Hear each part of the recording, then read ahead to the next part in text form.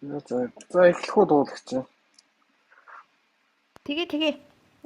Бүр цаг би өнөөдөр өөр оройтсон. Дээр нь бүр оройтуулаад. За гол нь энэ 7 хоног чи сая нөгөө түрүүчи би ч одоо 2-7 хоног орж ирсэнгүй юу лээ. Гэхдээ юу яа. Гол нь нөгөө бусдрын юмнууд нь арай илүү байна дөө тий. Ерөнхийдөө би юун дээр эхлээд фронтыг айгүй багавтар дөнгөж нөгөө яриад өгөөд фронт дээр 2 чиглэл тий Оросын талаас Купинск чиглэл рүү орж байгаа. Украинууд тэр нөгөө нэг Доброполийн нөгөө нэг юг цэвэрлэгээ Донбассын чиглэлийн Доброполийг цэвэрлэгээ хийж байгаа. Ийм юм болж байгаа. Тэр нөгөө сүүм чиглэлд бол ерөнхийдөө баг юу зогссон гэх юм уу да. Ямар ч одоо байлдааны ажиллагаа бараг зогссон байгаа. Украинууд нэг өргөн уртаараа аль би нэг одоо хараад тий. Нэг өргөн нь нэг 13-37 км юм бэ. Нөгөө талаараа болохоор нэг уртаараа нэг 30 гаруй километр ингээд сүүмөр ороод ирсэн. Тэр хэсэг үлдчихэл ингээд ерөөсөө нам зогсчод байж гин. Эндээс чи нөгөө нэг Украинууд юунууд Оросууд чинь сүүм чиглэлээс Донбассын чиглэл рүү татцсан шүү дээ. Тэ их хүчээ. Тэгээд эднийх сая тэр Кондративка гэдэг тосгоноос цаашаа цэвэрлэгээ хийгээд ерөнхийдөө сүүмийг ер нь цэвэрлээл явж явах шиг байна. За Купинск чиглэл рүү яг нөгөө нэг тэр Доброполь руу орж ирдэг шиг их актер тэгээд нөгөө нэг төрөөд ороод ирсэн байгаа. Тэгээд энэ Купинск чиглэл чинь бол одоо бас л их одоо Харьков руу юу яах тийм чиглэл гэсэн үг шүү дээ. Харьков мужи одоо юу яах хэцүү байдалд орж магадгүй тийм чиглэл байна.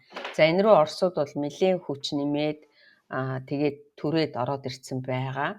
Тэгээ энэ бас нэлээд их актер чухал чиглэлийн гэсэн. За юун дээр болохтон зэрэг Доброполийн чиглэл буюу Доброполийн чиглэл гэхээсээ тэрлүү чинь Оросууд чинь 3 газар одоо яг газрын зурган дээр харах юм бол 3 газар ингээд нөгөө баг огтлолцсон шахуу байгаад байгаа шүү дээ. 3 газар. Тэгээд Украинууд яг тэнд цэвэрлэгээ маш их хэмжээний цэвэрлэгээ хийж байгаа. Өчигдөр Сирский Гөвчөдөргийн түрүүчийн 7 хоногт Сирский Украины ерөнхийлөгчийн тэр энэ чиглэл рүү бүр өөрсдөө очичоод ирж байгаа шиг байна лээ. Одоо тэр нэг хамгийн том дээр би ойлгохдоо 1000 гаруй Оросын цэргүүд одоо бидний мэдлэлд байна. Би нөгөө цэргүүдийг Украины цэргүүдийг солилцох зорилготой байна гэдэг өчигдөр Зеленский мэдгдсэн байхгүй. Тэгэхээр тэр одоо яг энэ 3 дахь таслалтан дээр байна уу гэж хүмүүс нь тамглаад ах шиг байлээ. Тэгэхээр эхний нэг жижигхэн тасалчаад дундал нь дахид нэг таслаад одоо 3 дахь нь яг таслагдах чиглэл рүү явцсан. Тэгээд энд айгүй том цэвэрлэгээ хийж байгаа. Донбасс чиглэл гэсэн ийм юуны фронтын мэдээтэй байна. За эн чинь бол одоо ингээд нэг гэсэндээ нөгөө Оросын Путингийн 2 сарын өмнө Трамп дамлсан одоо Донбассыг тэгээ 2 сарын зуны тоглохоогоор эзэлж авна гэсэн төлөвлөгөө шүү дээ тий. Тэгээ ерөнхийдөө юуны дайны шинжээчд бол энэ зуны одоо Оросын тоглохоо бол үр дүнгүй өнгөрсөн гэж үзэж байгаа юм байна. Яагаад гэвэл нөгөө эзэлсэн газраасаа хэд дахин одоо илүү газрыг алдсан гэж үзэж байгаа юм байна. За одоо ингээд дараагийнх нь яг нөгөө улирлаар намрын гэл ингээд хилээд идэх тий. Одоо энэ намрын одоо Оросын дараагийн товтлохоо бол энэ Купинск чиглэл рүү эхэлчээд байгаа юм байна. Тэгэхээр энэ нэг гэсэндээ одоо бас дараагийн нэг том давалгаа эхэлсэн гэж үзэж байгаа юм байна. Фронт бол. Тэгэхээр нэг гэсэндээ зуны давталгоо нь одоо Оросуудын хувьд бол тийм их одоо санснаар болоогүй, тийм амжилттай болж чадаагүй. Нэг гэсэндээ Донбассыг тэр чигээр нь эзэж чадаагүй гэсэн. Одоо намрын дараагийн давалгаа яг одоо энэ Купинск чиглэл рүү эхэлсэн гэж үзэж байгаа юм байна. Энэ нь болохгүй зэрэг тэр Харьковын хажуу талд байгаа даа. За нэг миний яриан дээр Запорожье чиглэл рүү Оросууд давталгаа хийх гээд одоо тэр орийнхоо гэл тэрлүү нэлээх амир хүч мүчээ юу яагаад вэ гэл шуугаад байсан. Тэгээд саяхан нэг юм ил болсон. Тэр нь 2-7 хоногийн өмнө үү 3-7 хоног гэж юм мэдгүй би. Үгүй 1-7 хоног гэж юм уу яг өдрийг би санахгүй байна.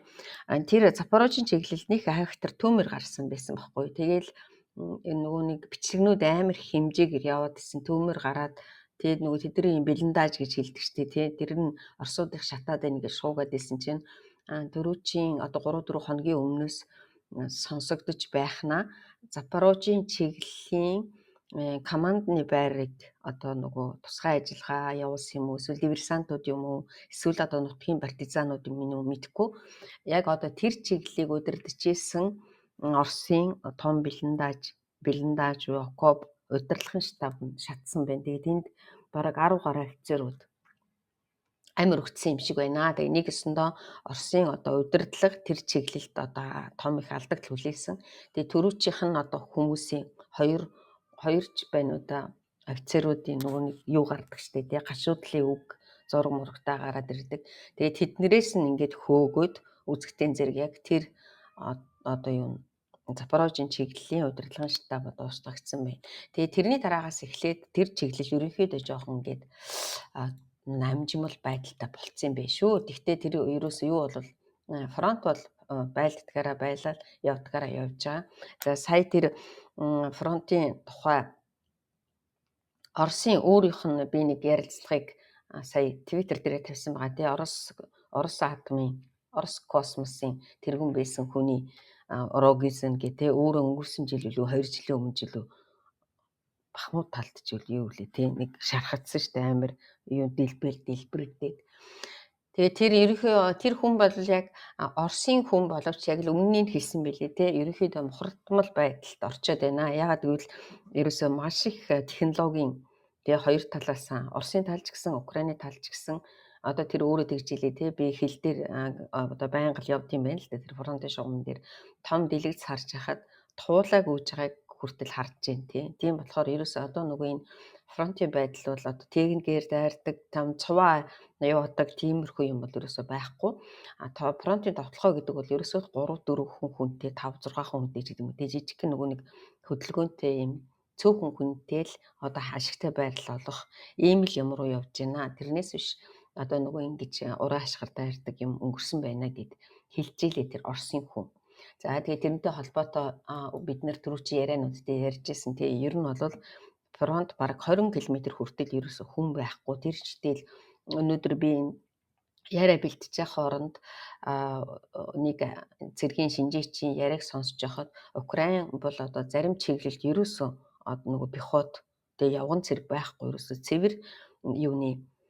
цэвэр одоо дроны давшилт явуулаад дроны хамгаалт хийгээд байж байна гэж ярьж илээ. Тэгэхээр фронт дээр одоо өнөөдөр хувьд фронтын байдал иймэрхүү байна. За түрүүчийн одоо энэ 7 хоногт өнгөрсөн 7 хоногт Украины тагнуулын газрын Кримд дахиад одоо маш их том ажиллагаа явагдсан байна. Тэгээ ерөнхийдөө бол ингэж үзэж байгаа юм байна. Кримийг нөгөө миний түрүүчийн яриан дээр би агаарын нөгөө агаарын довтлогоноос хамгаалах системүүдийн устгал одоо айгүйх хийгдээд байсан шүү дээ тий. Тэгээд сүүлийн үед тэр нөгөө нэг одоо тэр Новороссийск гэдэг бомб руу дөнгөж сая намайг мэдээ бэлдэж яхад Оросын тэр Новороссийск гэдэг бомб руу айгүй том цохилт өгж байгаа харагдана. Тэгээд энэ яг одоохондоо яг нөгөө нэг юу н гараагүй. Ямар ч байсан тэнд нэг юуны Каспийн нөгөө нэг юу гэдэг лээ химийн за байж байгаа би орчуулад тий баруун Казахстан Оросын газрын тосыг Новороссийскийн ойролцоо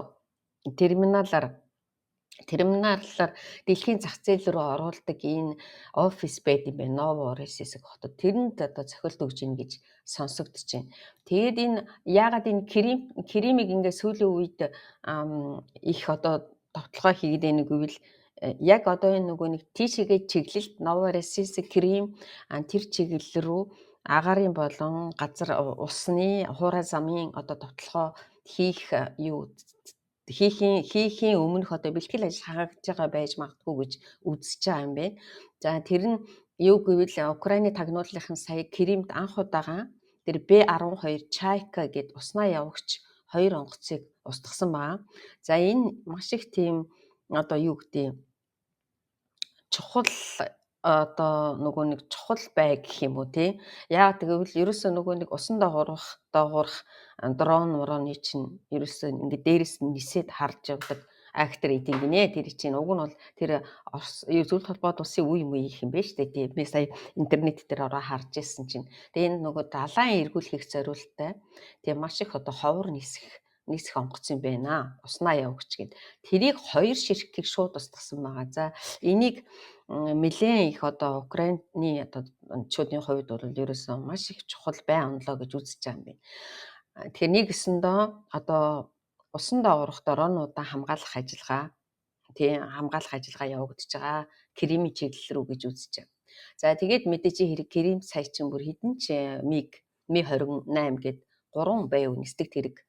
Тэгээд нөгөө Неба үгээ дараагийн устгасан байгаа. Тэгээд ерөнхийдөө тийшээгээ энэ Украины тагнуулын газрын бол ерөөсөн маш идэвхтэй сайн одоо нэг л нөгөө юу гэдэг вүлээ тэр сая тэр Светланы яриаг сонсож байхад ерөнхийдөө нөгөө юунд орчлоо гэдэг жаашиг үлээ тийм системтэйгээр одоо яг зөв ажиллагаанд ороод явж байна гэсэн байна лээ. За тэгээд нэг ийм юм боллоо. Тэгээ Яванда тийшээгээ чиглэл рүү Украинууд одоо ямар нэгэн ажиллагаа явагдах гээд бэлтгэж байгаа хаа гэж үзэж байгаа юм байна. Нэгсэндээ агарын тотгороос хамгаалах системүүдийн одоо ээлж дараатай системтэйгээр устгаад тэгээд одоо энэ нөгөө газар уснаа явагч онгоцыг устгаад ингээд ардааруудыг устгаад ингээд явж байна гэдэг чинь. За энэ 7 хоногийг тийм болсон байгаа. За Украины өөрийнх нь зэвсэг төвчийн тусгай хүчнийх нь бол ерөөсөө л нөгөө нефт үйлдвэрлэх юунууд байгаа. Дайрсаар л байна. Бид нэр одоо монголчууд бараг бүгдөө мэдчихэж байгаа тийм 9 сарын 16-наас эхлээл 9 сарын 16-нд Саратовын нефт боловсруулах үйлдвэр, 9 сарын 18-нд Волгоградын нефт боловсруулах үйлдвэр, 20-нд Новокупишевскийн нефт боловсруулах үйлдвэр, урчин шөнө гихтэл одоо Оросын газрын тосны дэд бүтцийн 2 одоо том объект болох тэр Занзиватка, Кузьмичийн газрын тосны шахуургын станцууд зохиолдсон байгаа. Тэгээд бүр нөгөө Башкирийн тийшээгээ бас дахиад том цохилт өгсөн. Тэгэхээр энд нөгөө нэг дайн бол математик бол эдийн засаг гэж үздэг юм байна энэ хүмүүс. Тэгэхээр ерөнхийдөө украинчууд ерөөсөө л эдийн засгийн хувьд тийм одоо Оросуудыг хэцүү байдалд оруулах энэ одоо бодлогоор дайнаа хийж яана гэж үзэж байгаа юм би шинжиж. Тэгээд сүүлийн үед одоо эрс нөгөө нэг манай хүмүүс тэгж жишээ хэлээ л дээ. Энэ өчнөө олон нефт баазууд нефт боловсруулах үйлдвэрийг устгаалахад чинь зүгээр л бензин болол том хотууд нь ажиллаад зүгээр л байлаа шүү дээ гэдэг. Тэр Оросод одоо жишээл Москвад амьдардаг ч юм уу Санкт Петербургт амьдардаг хүмүүс тэгж бичдэг юм байна. Гэтэ эн чинь болохоор Оросууд чинь нийтдээ том жижиг нийлсэн 80 нефт боловсруулах үйлдвэртэй юм байна. Тэгээ том нь нэг 50 гаруй байд юм байна. Тэгэхээр Украинууд одоо сүүлийн энэ 2 сарын дотор 13 нефт боловсруулах үйлдвэрлэлт одоо цохилт өгч байгаа юм байна. Заримд нь бүр 2-3 удаа. Бүр нөгөө юу гэдэг нь бүр ажиллагаан зогсдол тэгээд чинь нефт боловсруулах үйлдвэр гэхэр чи ямар нэг жижигхэн ганцхан бензин колонк биш үү тийм. Тэгэхээр нэг газар бол 2-3 удаа зохиж бүр ажиллагаагийн зогсдол ийм ажиллагаа явуулж байгаа юм байна. Тэгэхээр энэ нь болохоор дандаа энэ 13 болохоор яг энэ нөгөө Европын талд байгаа. Тийм эднэрийн хилийн ойролцоо байгаа. Тэгээ фронт руу бензин топл хангаж байгаа ийм боловсруулах үйлдвэрүүд маш их өртөж байгаа. Тэгээ энэ хамгийн их одоо нөгөө нөлөөлж байгаанууд нь яг одоо нөгөө Днерийн бүгд найрамдах улс гэж нэрлэлсэн, Луганскийн бүгд найрамдах улс гэж нэрлэлсэн тийм. Ингээд ийм яг Украины фронтод нөлөөлөх хүчээр ийм нефт боловсруулах үйлдвэрүүдийг цааш нь үргэлжлүүлэн одоо нэг цохилт өгж устгаж байна. За энэ 7 хоногт ийм боллоо. За мэдээж энэ 7 хоногийн хамгийн актер шууган тарьсан юм бол Европын холбооны улсын Польшид том нөгөө дроны 19 дроны юу болсон шүү дээ тэрүүчийн 7 хоногт. Тэгээд сая тэр Эстонд 3 цэргийн онгоц Эстоны хилэг зөрчсөн байгаа тий. Энээс болоод нэлээд их одоо шууган тарьж байгаа. Тэгээд энд нэг Украины талд айгүй боломжтой байх нэг юм яригдж эхэлж байгаа юм байна. Тэр нь тэр нөгөө нэг дроноос хамгаалах хан босгох гэдэг юм. Одоо яг сүүлийн үед Польштой өрмөнтэй яригдж эхэлсэн ба. За энэ айгүйх чухал юм байна. Юу гэвэл сая одоо Польшийн газар нутагт 19 дрон орж ирэхэд Польшууд чинь нөгөө нэг онгоцнууд НАТО-гийн орнууд чинь F-35 Webhead гэдэг 16 гэдэг онгоцнууд хөөргөж дроныг устгасан тий. Тэгээд устгасан тэр Польшингийнх нь хилтерхийн өөрийнх нь устгасан Польшингийн хилтерхийн одоо Польшийн нэг айлын байшин дээр унсан ба. За тэгээд энэ дээрээс ямар дүгнэлт хийж ийнэ гэвэл Европын улсууд өөрсдөө тэгээ энэ нөгөө нэг дроны хамгаалалт одоо юу гэдэг нь тий одоо ард иргэдэн ч гэсэн газар нутгийн ч гэсэн хүмүүс сэтгэл санааны хувьд ч гэсэн ерөөсө бэлэн биш байдаг юм байна. Тэгээд нөгөө нэг Украинууд ч юм бол одоо нөгөө 3.5 жил дайтаж байгаа болохоор эдгээр чинь өдрөө болгон одоо амь өрсөж амьдарч байгаа тийм үү, секунд болгон амь өрсөж амьдарч байгаа. Тэгэхээр эдгээр чинь бол харьцангуйгаар одоо бэлтгэл айгүй сайн байд юм байна. Тэгээд энэ дээрээс ургуулад юу гэж хийж байгаа юм гэвэл дроныг Европын газар нутаг дээр устгах биш. Тэгээ Европын газар нутаг руу орохоос нь өмнө эсвэл Украины газар нутаг дээр одоо устгадаг ийм тэр дроны хан гэдэг юмыг хийх дээр одоо яг хилцээ явагдаж байна. Энэ бол ерөөсөн НАТО-гийн орнуудын хувьд ч гэсэн Европын орнуудын хувьд ялангуяа Украинтай хилж байгаа орнуудын хувьд бол маш их чухал юм байна. Нэг гэсэндээ одоо юу гэдэг нь те Украины газар нутаг дээр нь эсвэл устгах нь эсвэл ерөөсөн Европын газар нутаг руу орохоос нь өмнө устгах. За тэгээд энэтэй холбогдлолтойгоор энэ өнгөрсөн 7 хоногт Украин Польшийн нөгөө нэг одоо юу гэдэг нь те Польшийн одоо тэр агаараас хамгаалах системийн одоо ажилчид Украинаас суралцах тэгээ ийм хилцээ хийгдэж ирж байгаа юм. За зүгээр яхаа нөгөө нэг дайны жинхэнэ одоо нөгөө нэг шинжээчид болохтон зэрэг Европын орнууд, НАТО-гийн аль ч орнууд ерөөсөө хизээч нөгөө ийм юмтай тохиолдож таарлаж байгаагүй учраас тэд нар бол ерөөсөө яг л газар дээр нь үзчихээж, газар дээр нь суралцчихээж л сурна уу гэхээс биш тэгээ өөрсдөө хэлийн цаанаас энийг яаж ажиллах уу гэдгийг сурах ямар ч боломжгүй гэж үзэж байна. Тэгтээ зэрэг эндээс дүгнэлт хийгээд ерөнхийдөө хэрвээ ингээд НАТО-гийн орнууд буюу Европын холбооны улсууд Украинтай нийлээд ядаж баруун Украин дээр ийм одоо дроны хан босгочих юм бол Украины ядаж талж гисэн нутаг нь тий одоо нөгөө нэг агаараас хамгаалах боломжтой болно гэж үзэж байгаа юм байна. Тэгээд энэтэй холбогдуулаад одоо жишээлбэл Чехийн ерөнхийлөгчийн ярилцлага байгаа тий нөгөө би юун дээр орчуулсан байгаа. Чехийн ерөнхийлөгч хэлсэн ба. Ерөөсө хэдий чинээ нөгөө орсуудад зөвшөөрөл өгнө. Тэ ингээд хэдий чинээ л одоо тэд нар муухай авир гарганаа.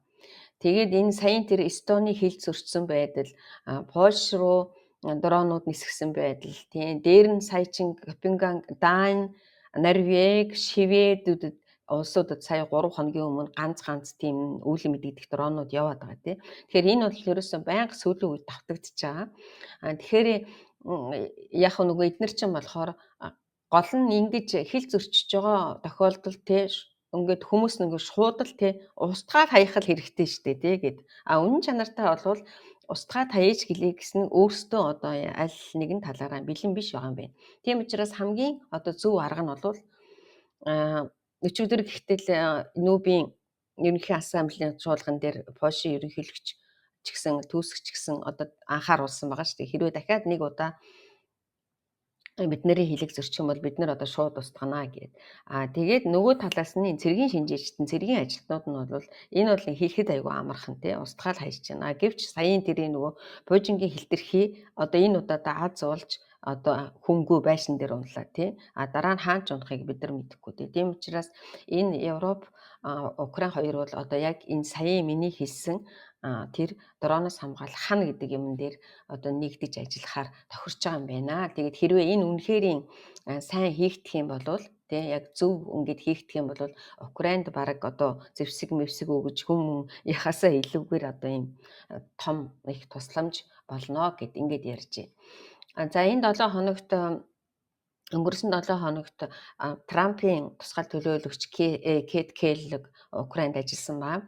Тэгэхээр энэ дээр хоёр одоо ингээд олон жилийн дараа ингээд нэг эргээл ингээд бодоод ахад бас их сонин юмнууд их байдаг л ер нь ингээд дүгнэлт гаргахад айгу амар л болд юм байна л да. Хиний Трампын чинь нэг тусгай төлөөлөгч нь Витков чинь одоо Урсыг хариуцсан тусгай төлөөлөгч. Кэт Келлог чинь болохоор Украиныг хариуцсан тусгай төлөөлөгч. Тэгээ энэ хүн бол генерал хүн байгаа. За Витков болохоор бизнесийн хүн байгаа тий. Оросыг хариуцсан болохоор бизнесийн чиглэлийн хүн байгаа. Тэгэхээр би зүгээр ингээд дотроо бодож суулаа л да. Трамп ер нь Оросуудтай бизнесийн хувьд тохирч тэгээ дайныг дуусгах хэл гэж бодсон байж магадгүй юм байна. Тийм хүн сонгоцныг бодоход. За энэ Келлигийн ярилцлагыг орчуулах ер нь би аюул дуртай. Өөрөө генерал аюул тийм ухаантай хүн байдаг. Тэгээд энэ ер нь бол одоо энд Келлигийн хэлсэн актер үг байгаа тий. Европын удирдагчид өмнө нь одоо хийн төлшөндөө найдаж тий одоо Оросоос хамааралтай амьдарч исэн. Тэгээд одоо яг нөгөө нэг одоо л дөнгөж Орос гэдэг одоо энэ улс бол өөрсдийнх нь оршин тогтноход аюул болох орон юм а гэдгийг хүлээн зөвшөөрч эхэлж байна гэсэн үг хэлсэн баг. Тэгэхээр Европын удирдагчид эндээс харахад нэг жоохон ч гэсэн одоо ер нь толгойт нь юмнууд хитэн удаа хөлийн зөрчөөд хитэн удаа ингээд ирэхээр одоо л нэг толгойд дээр нь орж ирж байгаа юм байлгүй дээ тий. Гэхдээ нөгөө Америк бол нөгөө ерөнхийдөө бол шууд утгаар Америк одоо юу Европын холбооны улсуудад байгаа цэргээ татна гэж би бодохгүй байна. Гэхдээ Европ бол хөл дээрээ хатуу зогсох хэрэгтэй. Өөрөөр гэл хамгаалах хэрэгтэй.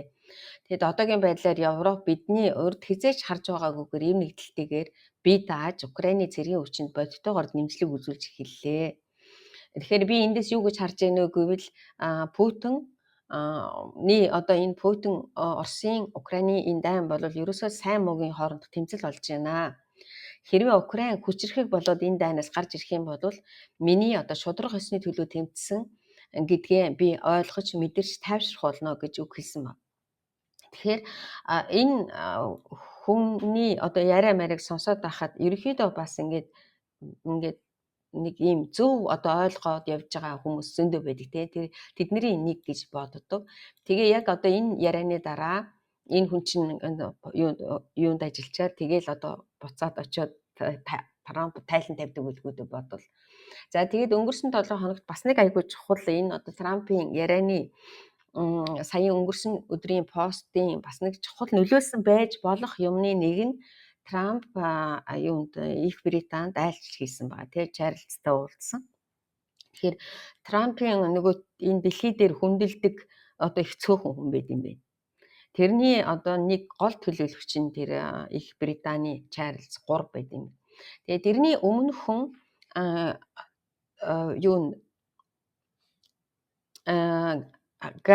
Харри те энэ юунд Украинд айлчилсан ба.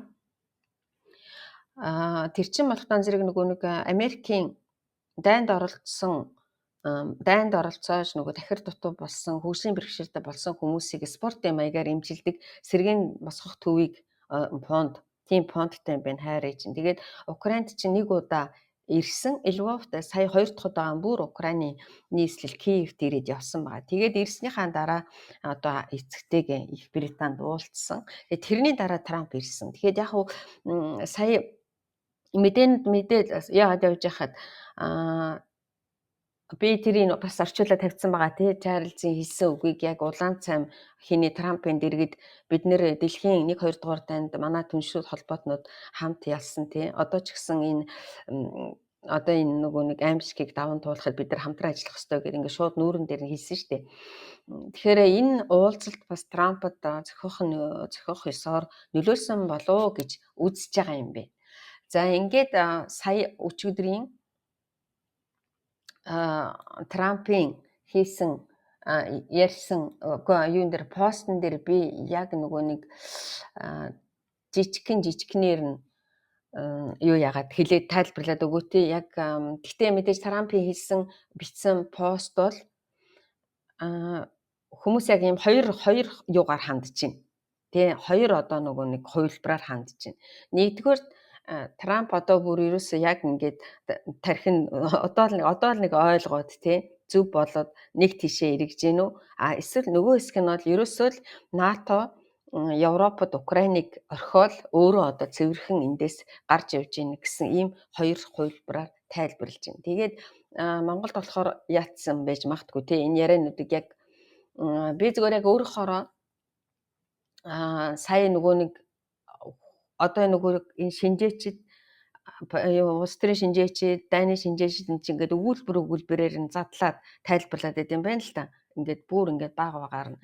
Тэгэхээр нэгдүгээрт өчигдрийн Трампын постэнд одоо маш их анхаарал татсан юм юу вэ гэвэл Украины би одоо Украин Оросын энэ дайны талаар тэгээд эдийн засгийн одоо энэ байдлын талаар маш их дүгнэлт хийгээд тэгээд Оросд одоо гарч байгаа энэ эдийн засгийн асуудал проблемыг энэ дээр дүгнэлт хийгээд тэгээ ер нь бол Украин НАТО, Европын холбооны дэмжлэгтэйгээр бүх одоо эзлэгдсэн газар нутгаа эргүүлж авах боломжтой гэж хэлсэн байна.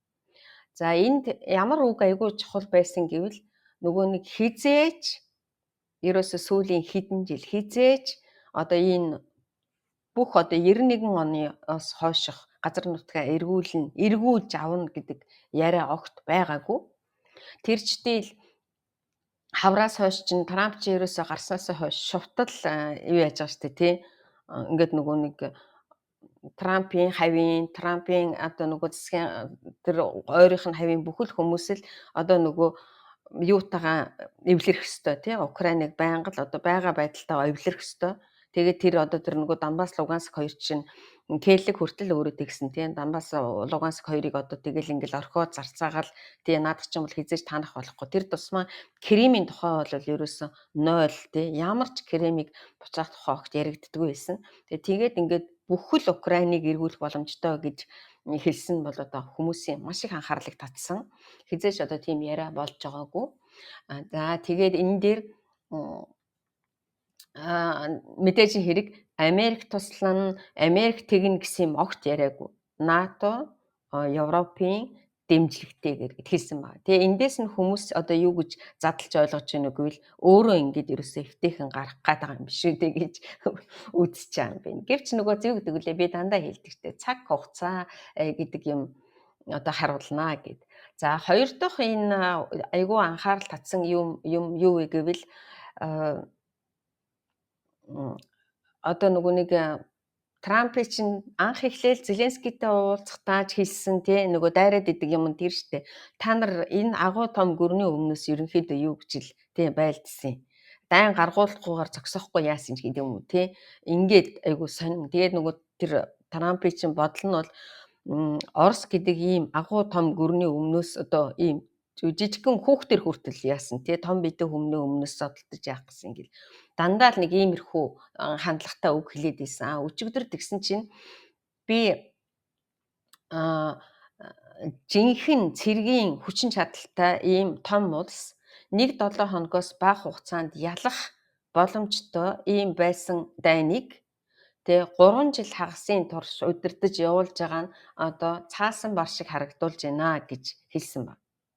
Тэгэхээр энэ нэг ясандаа одоо анх удаага тий одоо Трампын толгойд эн чинь яг одоо нөгөө бидний дээр үеийн боддог байсан шиг дэлхийн 2 дугаар дайн, дэлхийн 2 дахь арим энэ бол агуу эднийг хинч ялахгүй гэсэн энэ нөгөө нэг бодол бас Трамп нөгөө тийш нь бас эргэсэн байх магадлалтай гэж үзэж байна. Гэтэ Трампын өнөөдөр хэлсэн үг маргааш өнөөдөр оройч өөрчлөгдөж магадгүй. За энэ айгүй чухал үг нэгэсэндээ юу гэж ойлгож байгаа юм гэвэл Трамп одоо эн чинь бас тийм ч их актер одоо нөгөө нэг Оросын айрам гэдэг чинь ийм ч их сүрхээ бүхэл бүтэн 3 жил гарan ганц Украиныг дийлэхгүй явж гин гэдэг дээр бас нэг жоохон ойлгосон болоо да гэсэн ийм андаа хоёр дахь ийм санаа хэлсэн ба. За гурав дахь санаа нь болохтой зэрэг би одоо нөгөө нэг Оросуудыг тийм юу гэж хэлсэн гэвэл Москва болон Москвагийн оршин суугчид том хотуудын оршин суугчид гэдэг тий. Энэ айгүй чухал өгүүлбэр байгаа. Яагаад гэвэл манайхан ч гэсэн одоо яг тийм ойлголт өгдөг. Москваста гоё л байлээ шүү дээ тий. Ямар ч дайн болсон шинжгүй л байлээ шүү дээ гэдэг юм уу тий. Зүгээр нөгөө том хотуудад явж байгаа хүмүүс ерөөсөө нөгөө нэг яг захын хотууд эсвэл тэр дайн болж байгаа фронтын хавийн хотууд ямар байдалтай байгааг ерөөсөө олж мэддэггүй. Өөрсдөө ч гэсэн Оросууд ч гэсэн өөрсдөө ерөөсөө энийг мэддэггүй тий. Ер нь тийм учраас яг энэн дээр нь Трамп юу гэж хэлсэн гэвэл том Москвагийн оршин суугчид бүх том хотуудын оршин суугчид бүх Орос даяар яг үнэн чанартай дайн юу болж ийн вэ?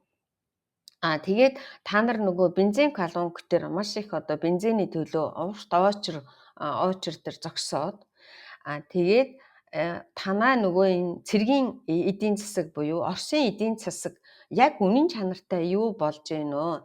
Хичнээн их мөнгийг одоо энэ Украины эсрэг тий Украины энэ эсрэг дайнд мөнгөө үрж гинүү гэдгийг мэдэрч ихэлсэн цагаас л дайн дуусна гэж хэлсэн ба. Анх удаа.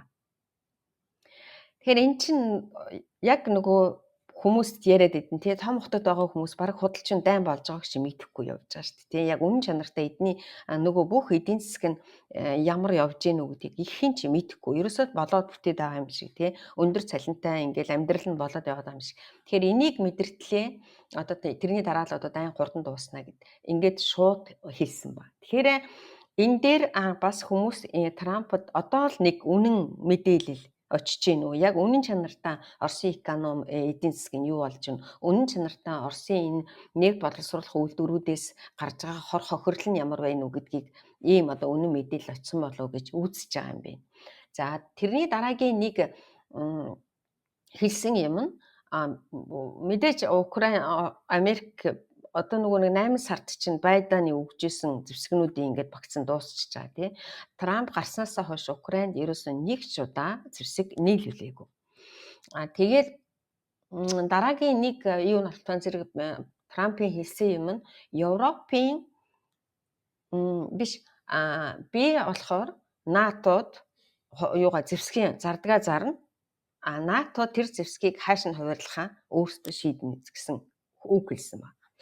За энэ ингээ ганцхан үг юм шиг боловч юун дээр айгүй чухал байж болох уу гэвэл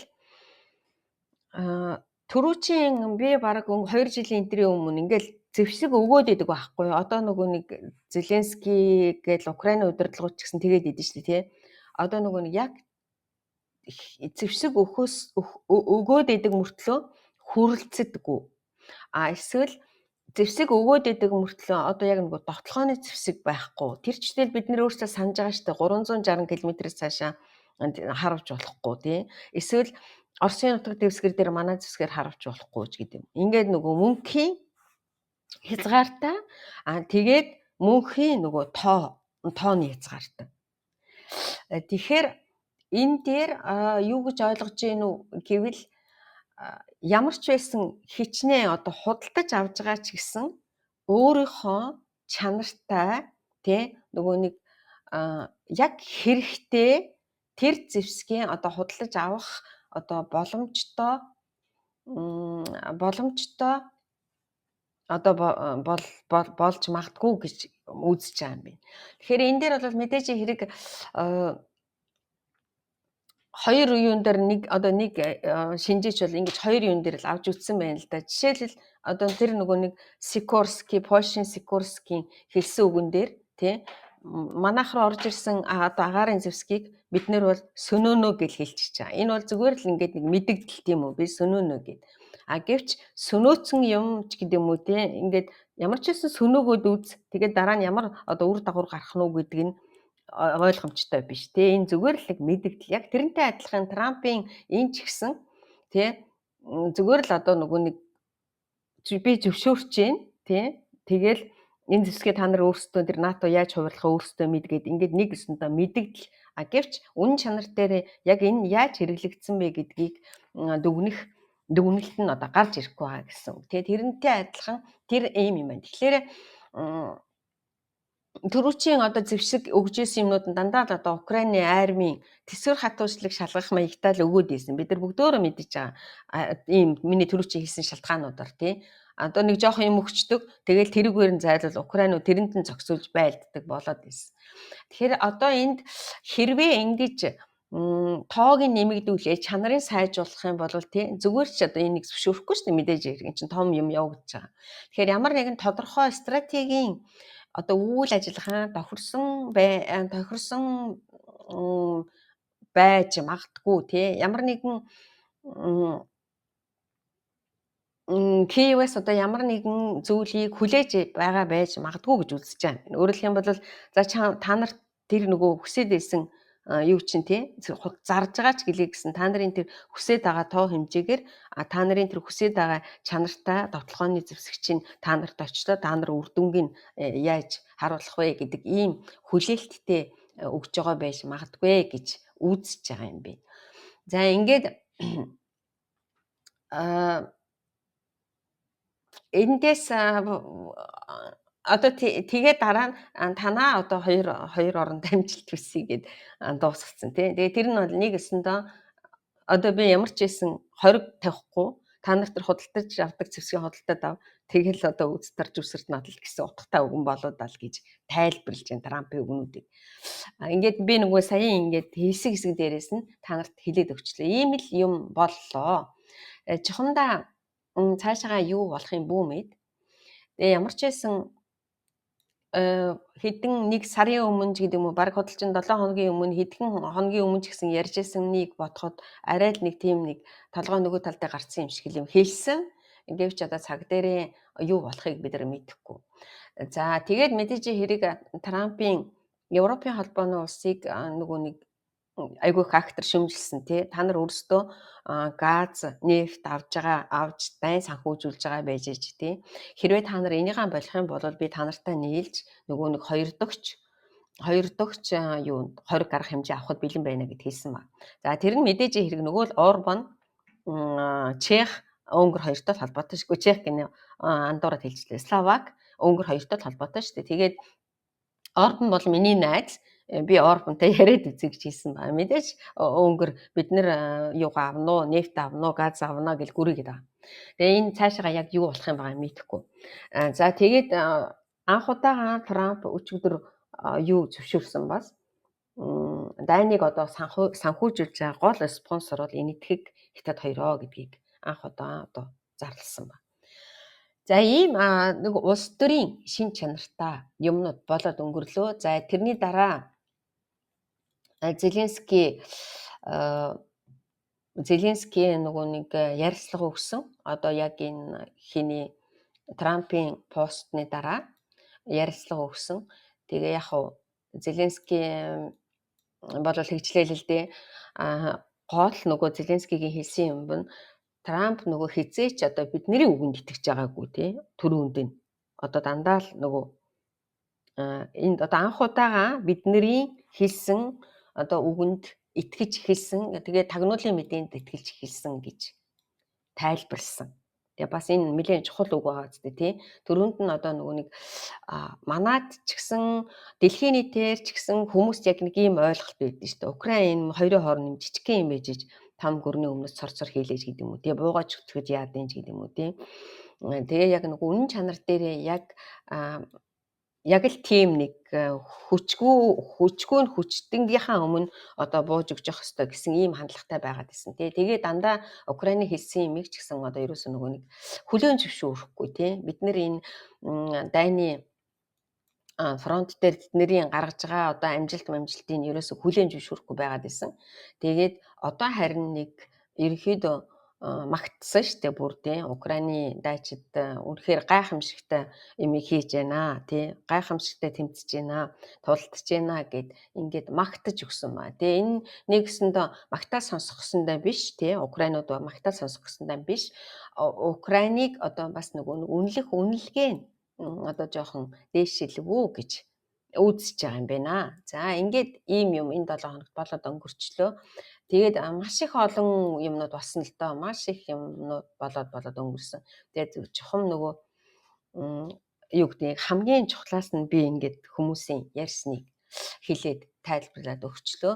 За нөгөө миний ярих дуртай юмнууд Украинд ямар шинэ юм сонсогдож байгаа гэвэл өнгөрсөн 7 хоногт Украины ерөнхийлөгч нь тэр нөгөө нэг цоо шин нэг цэргийн хүчин одоо энэ оны эхнэр цэргийн хүчинтэй бол космический гэж сансрын хүчин гинүү бүр ингээд цоо шин нэр нэг юм нэг чай гэсэн шүү. Тэр нь миний ойлгож байгаагаар одоо нөгөө нэг яг ийм технологийн одоо цэргийн хүчинтэй болж байгаа.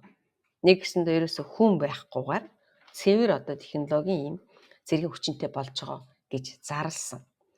За энийг ийм шинэ юм болсон байгаа. За өчигдөр 12 билүүд 10 биш хэдэн төлөөдөө нэг том зохиолт болсон байсан. Краснодарын хязгаарын тэр Молькино бэлтгэлийн талбайд болсон нэг зохиолт бөөн шууган болол байсан. Айгүйх нөгөө түүмэр гарсан гээл ингээд шуугаад байсан. Өнөөдөр өчигдрөөс эхлээд нөгөө бичлэгнүүд зургнууд нь гарч ирсэн байгаа. Тэр Оросын Искандер Пуужингийн хид хідэн одоо Пуужингийн систем Панцир 1 гэдэг агаарын туталганоос хамгаалах систем тэгээд тэдний агуулгах энэ одоо шатаасан зургнууд нь гарсан байна. Тэгэхээр Украинууд бол ерөөсөө сүүлийн үед маш их одоо эрчимтэй ийм довтлохоонууд хийж байгаа.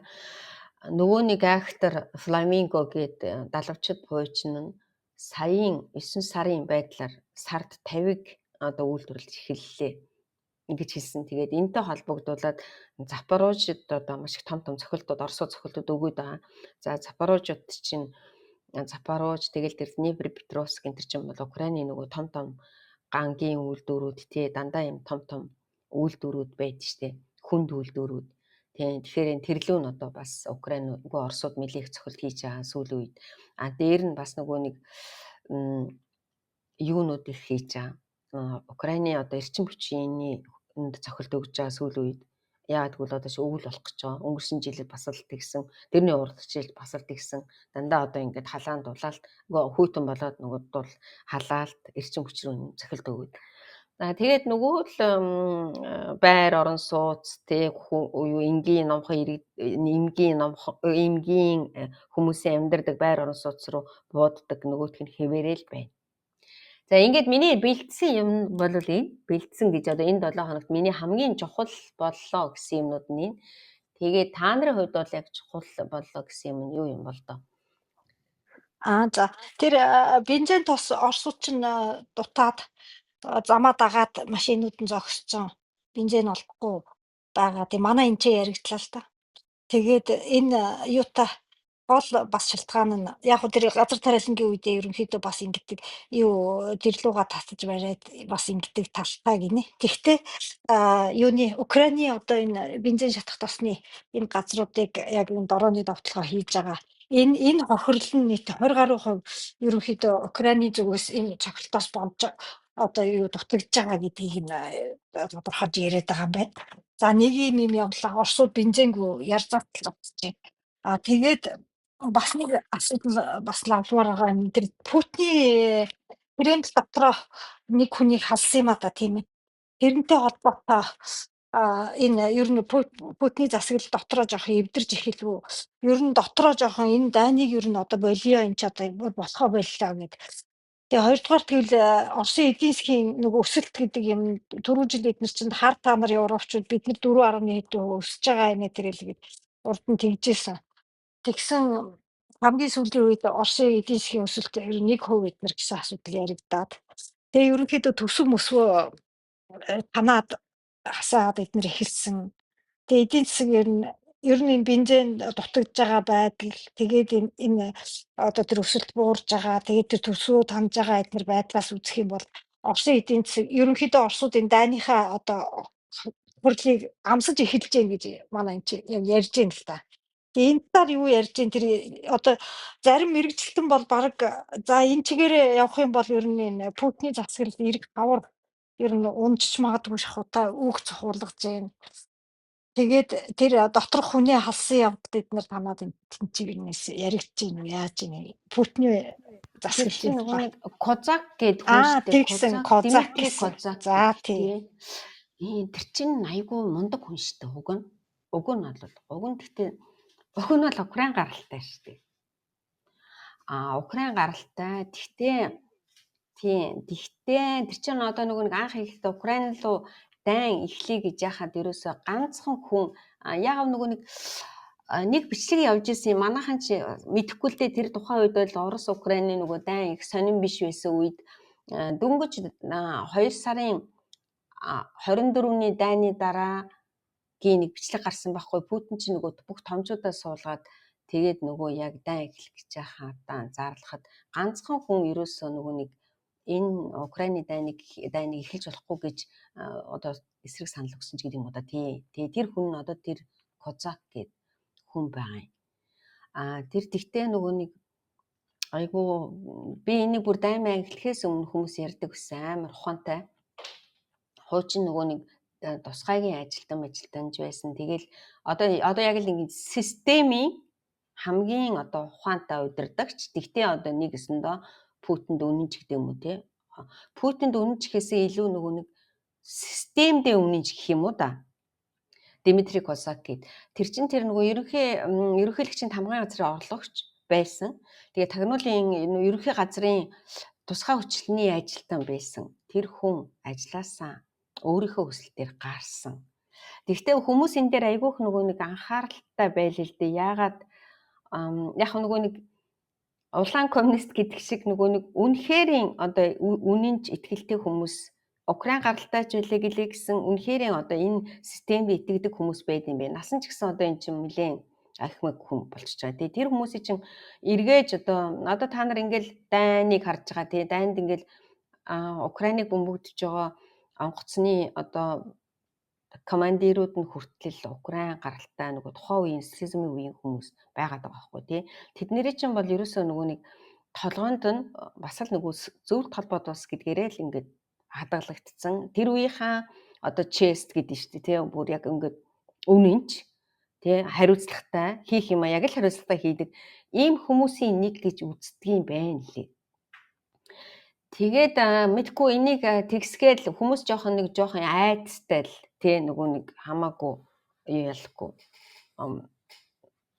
юу гэдэг нь яг ингээд нөгөө яг тэр хүний дотор юу бодож байгааг хинч мэдэхгүй учраас ямар ч байсан ингээд гарцсан. Гэтэ тэрийг их актер нөгөө ингэж мэдээг нь дэлгэрүүлж яриаггүй. Тэгэл орхисон баг. Тэгээд бас сая чи нэг генерал хаалсан шүү дээ. Тэр Лапин гэдэг баха Оросууд чинь. За тэр нөхөрч бол ерөөсөн дайн эхлснээс хойш чинь тэр Бахмутад фактлал хаач үлээдэ фактлал байсан юм аа. Тэгэл Пригожныг чи шүүмжлээл яагаад ч илээд тэрийг л халччихжээ. Тэгэхээр ямар ч байсан дотор талд нь юм хэн болж байгаа. Гэхдээ нөгөө юуныхаа Жанжистабынхаа дарга Герасимыг дахиад 5 жилээр цааш нь үргэлжлүүлээд ажиллахаар болсон. Тэгэхээр би энэ ярианд нэг тийм одоо нөгөө хүмүүсийн ингээд бичиж байгааг ингээд айгүй олон жилийн миний сонсож байгаа хүмүүсийн яриаг сонсоод байхад эднийг дотроосоо ингээ задарна гэсэн ойлголт бол бараг л байхгүй л гэж үздэг юм бэл. Тэ. Ер нь яг хөө эдийн засаг тэгээд дотор нь бас одоо энэ дайна болохгүй бас хэцүүдлээ гэсэн маягийн юм саналын зөрүү гэх юм уу. Иймэрхүү юм ер нь гарч ирж байгаа ажиглагдчихээн л гэж үзэж байгаа юм байна л да.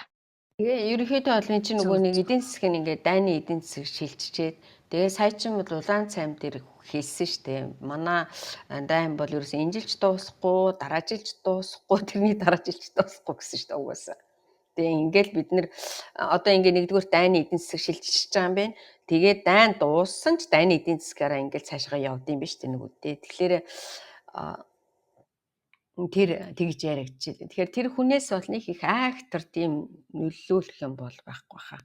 Тэгэхээр тэр аюулгүй актер хүн би тэр чинь бүр дээр үед мэддэг байсан Дмитрий Козак гэд яриа амар одоо юу гэдэг нэг яг л нөгөө нэг ухаантай хүмүүс нэг шал өөр яриад байдаг шүү дээ. Тэ нэг худлаа ярьж байгаа нэг өөр тийм биш яг л байдлыг ярьдаг тийм хүн. Тэгээ тэр гарцсан шүү дээ мэдхгүй тэр ямар шалтгаанаар бөөмөд. Зөв. Өөр чинь Зеленский нүбийн хурал дээр юу ярив гэдэг нэг асуулт байна. Би тэрийг яг орчуулаагүй. Гэхдээ үг хэлсэн. Гэхдээ гол нь нөгөө нэг сая чин нүбийн юун дээр тэргүй хатагтай нэрсэн ба. Тэргүй хатагтай чинь одоо тэр нөгөө нэг Трампын Америкийн тэргүй хатагтай энэ төр чи уулзаж тэр нөгөө хулгайлагдсан хүүхдүүдийн асуудлаар айгүй ярьсан. Тэгээд яг хөө ер нь бол Зеленскигийн гол хэлсэн санаа нь бол ерөөсөө Трамп ч гэсэн өөрөө шүүмжилсэн шүү дээ, тийм. Нүүбиг Трампын хэлсэн үг ч гэсэн ер нь нэлээд хатуу хэлсэн шүү дээ. Та нар одоо нөгөө нэг ийм их одоо мөнгөтэй, ийм их боломжтой, ийм их одоо юутай байж ич. Тэгээ ерөөсөө та нар нөгөө нэг их тайвныг хүсэхгүй байна. Тэгээ намайг ч гэсэн одоо дайн зогсоох гэж байхад надад ерөөсөө туслаагүй. Гэхдээ ерөнхийдөө саяын тэр Зеленский ч гэсэн яг л тэгж ийлээ. Тэгээ улаан цайм ингээд одоо улс орнууд тэг ингээд дэмжээд байхад ерөнхийдөө бол нүүбигтэй нүдэн л одоо аниал байж штэ л гэсэн хандлагатай өгөөлээ. Тэгэхээр нэг их актер дайраагүй зүгээр ерөнхийдөө Трамп бол харин нэлээд чанга хэлж байгаа шиг байл штэ нүүбиг. Ер нь бол тэг нөгөө нэг юу гэдэг айгүй их эрх мэдэлтэй мөнгөтэй мөртлөө ерөөсөө юу ч хийхгүй байна. Инх тайвны төлөө ерөөсөө та нар ажиллахгүй байна л гэж хэлж байгаа ч гэсэн. Тэгээд юу тэгсэн мөртлөө наа чинь нүүби ерөнхийлөгчтэй өөр өрөөнд уулзахтаа бол хамтран ажиллах шал өөр тэрэ тавьж исэн ихтгэл шигээ байхгүй шал өөр байна гэж хэлжлээ.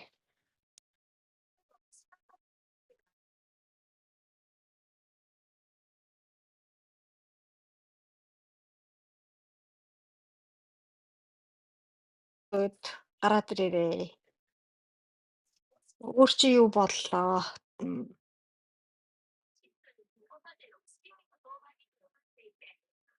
Тэр Их Британий тэр төрийн аншлал хийхэд ерөнхийдөө тэгвэл Их Британий талаас Украины тухайд нилээд бас юм хэлээд авсан юм байт юм ээ. Тэр айгүй их гоё үг хэлсэн шүү дээ. За би тэрийг олол хэлээд айгүй гоё үг хэлсэн. Тэгээд яг л хиний Трампыг руу ерөөсө харж байгаа л хэлсэн шүү дээ. Тэгээ ер нь бол холбоотнууд бид нэр хоёр дайнд тий холбоотноор оролцсон. Одоо ч гэсэн Европод аюул занал болж байна. Тэгээд бид нэр одоо яг л энэ Европод болж байгаа аюул заналыг одоо холбоотныхаа хүрээнд юу яах ёстой гэдэг. Тэр нэг гоё үг хэлсэн. Би тэрийг орчилсан одоо ерөөсө би шүү дээ. Дандаа л би гэж ярьдаггүй. Надаас дээр гарна.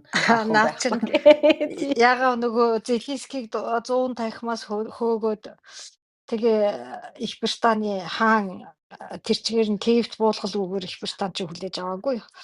Тэгэхэд ер нь баг юг Трампыг өрхөөгүй юу баг тэгээ хааны зогмог баг хийхгүй шахуутай энэ яриа энэ авсан шахуу ингэсэн. Тэгээд жоохон донгоос юм байгаа. Тэгтэл ер нь ямар ч улс орн энэ хаантай улс энэ монархийн энэ засаг гэдэг чинь айхтар жинтэй байгаа байхгүй. Би тэрийг олжлаа ингэж хэлсэн. Манай хоёр орн гэдэг яг Трампд хандаж хэлсэн.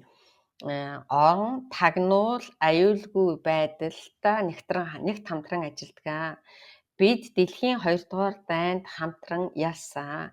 Өнөөдөр Европод дарангуйлал дахин занал хийлж байгаа энэ үед бид болон манай холбоотнууд төрөмгийллийг зогсоохын тулд Украиныг дэмжиж инх тайвныг тогтоох болно гэд хэлсэн.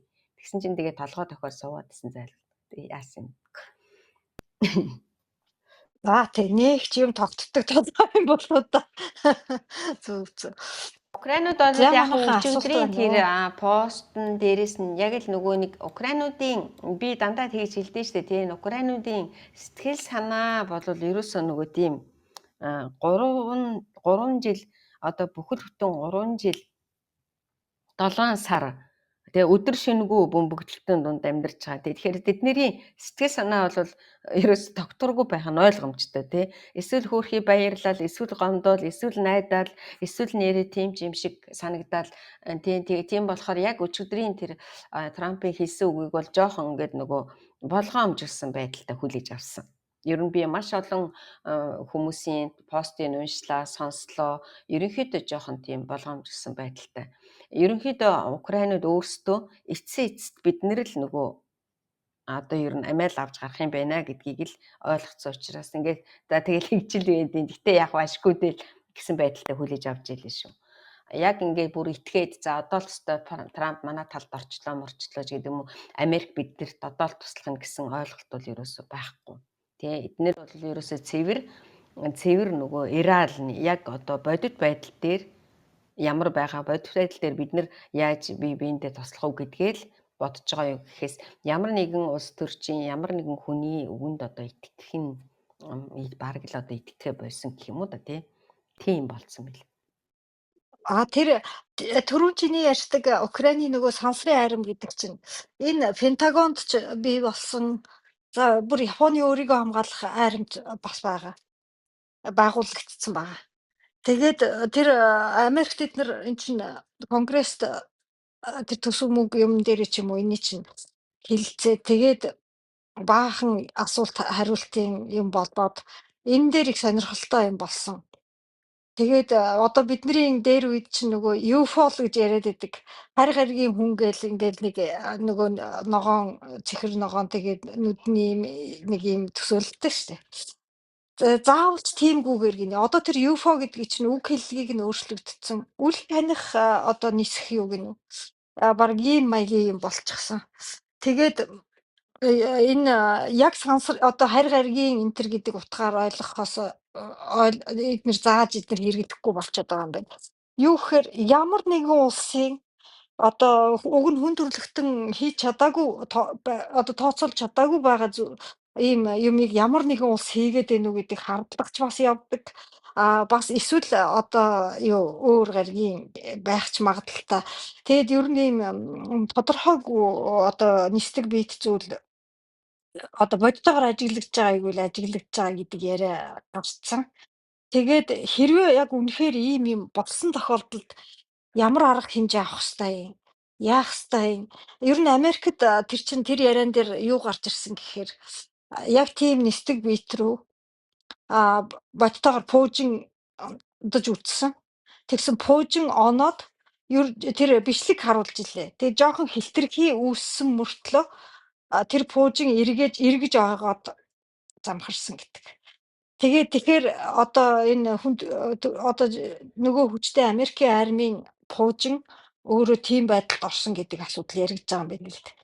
Тэгээд энэ сансрын энэ нөхцөл юг одоо судална гэд.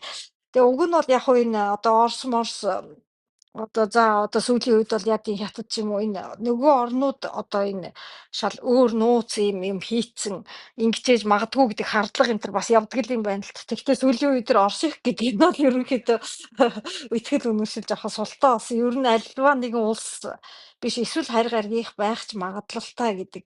Тэгээ бодитоогоор тийм юм явж байгаа гэж энэ тэр яриа болсон шүү. Тэгээд энэ сансрыг чинь судлах тэг ийм наацаа ийм айрмууд энэ тэнд үүсээд байгаа. Тэгээ тэр бодитоо тийм болж байгаа. Яг тэрний л бас нэг юу нь одоо болох л дээ. Эдгээр чинь хоорондоо харилцсан ажил мэдээлэл солилцсон судална нэ тэрийг л ингээл явах байх л та тийм ээ. Тэгээ одоо манайхыг бодвол Украин бүр энэ хэмжээнд хүрчлээ манайх. Бид нар бол одоо тэгээ гайхаад ардна гэж ол хэмжээний яриа шүү дээ энэ чинь.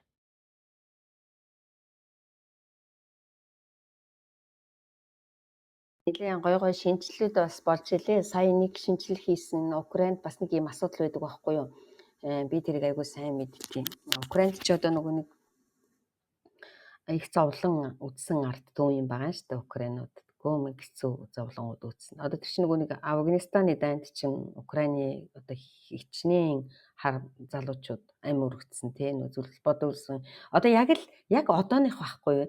Афганистаны дайнд чинь бас л нөгөө ийм жижиг буура гэдэг юм бага ястангууд гэдэг юм уу тий ингээл Украины цэргүүд чинь хар нялхаар 18 19 дэх хүүхдүүдийг Афганистан руу явуулаад айгүй олон хүн амь өргөцсөн байдий. Дараа нь Афганистаны дараа Чернобылийн реактор нөгөө нэг юу байдаг тий. Дараа нь Афганистаны тэр дайн тэгээ Чернобылийн тэр аимшигын дараа бас л Украинууд хэлмэгдсэн. Дээр нь 14 оны дайны дараа өчнөө олон хүмүүс хэлмэгдсэн. Тэгээд хэлмэгдсэн гэж дахир дутуу хөгжлийн бэрхшээлтэй тэгэл янз бүрийн одоо өвчтөй. Тэгээд манайхаар нөгөө эдгэр чинь юу авдаг байхгүй тусламж авдаг. Тэгээ халамжийн бодлоготой байсан. Тэгээ энэ айгүй их сонин байдаг байсан байхгүй юу? Одоо Афганистанийхан Чернобылийнхан 14 оны тэр нөгөө атуу гэж хэлдэг байсан тухайн үедээ. Атуушник хийгээд ингээд тусдаа халамж авдаг тий нэг сонин. Тэгээ тэр нэг муу юм хариугүй жижигхэн тэгээ баг юунд ч амжилганд ч хүрэхгүй. Тэгээ харин сая нөгөө энэ юу одоо эн чинь ингээд дараагийн дайны хүмүүс гараад ирлээ шүү дээ. Тийм баа үстэй. Тэгээ эднийх сая юугаан бүр мөсөн шинжлээд тэр нөгөө халамжийн бодлого гэдэг юм чинь бас Украинд байсан. Нөгөө яг л адилхан байгаа үстэй тийм ингээд халамжаар аяж хүмүүсийг ингэж юу яагаад байлгаад идэг.